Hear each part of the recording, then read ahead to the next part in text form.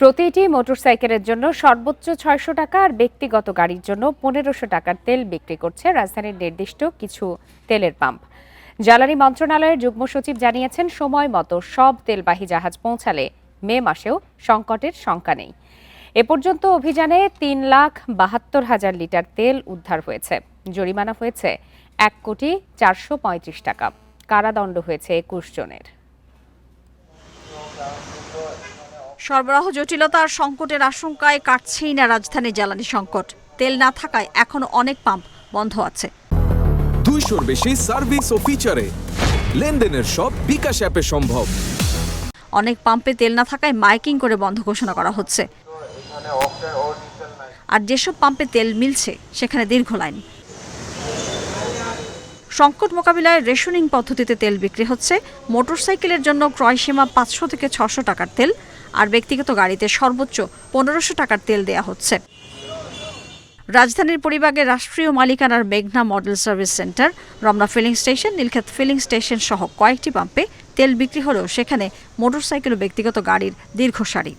মানুষ লাইনের পর লাইন, ঘন্টার পর ঘন্টা দাঁড়ায় একটা তেল নিবে, এটা তো সমাধান হতে পারে না। যারা মজুদদার, যারা মজুদ করতেছে তাদেরকে ধরতে হবে, ধরে উপযুক্ত শাস্তি দিতে হবে, নাহলে এটা কোনোদিন সমাধান হবে না। নির্দিষ্ট কিছু পাম্পে তেলটা দিচ্ছে, সেইটা না দিয়ে সব পাম্পে ডিস্ট্রিবিউট করুক, তখন এই চাপটা থাকবে না। তেল সংকটে সবচেয়ে বেশি ভোগান্তিতে পড়েছেন কর্মজীবী মানুষ। নির্ধারিত সময়ে কর্মস্থলে পৌঁছতে না পারায় ব্যাহত হচ্ছে তাদের স্বাভাবিক জীবনযাত্রা। ওইভাবে করে দিবে যে একটা নির্ধারিত করে যে ৫০০ টাকার তেলে আমি কতটুকু চলতে পারি, ওরকম করে। নাহলে এই কার্ডটা না করলে আপনি যেটা বলছেন যে তেল ভরিয়া নিয়ে অন্য জায়গায় বিক্রি করে, তাহলে তো এরকম চলতে থাকবে। লিমিট দিছে, ঠিক আছে, ফাইন। ৫০০-৩০০ যাই থাকে লিমিট, সবগুলো পাম্পে তেল দেওয়া উচিত।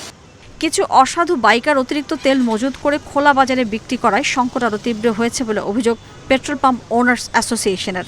মানুষের ভিতরে একটা প্যানিক বাইং আর নতুনভাবে একটা আরম্ভ হয়েছে আজকে ৮-১০ দিন যাবত স্টোরিং টেন্ডেন্সি।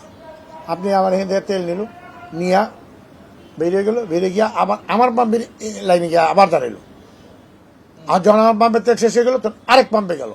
দ্রুত পরিস্থিতি নিয়ন্ত্রণে আনতে কঠোর পদক্ষেপের পাশাপাশি সুনির্দিষ্ট নীতিমালা প্রণয়নের আহ্বান জানান তিনি।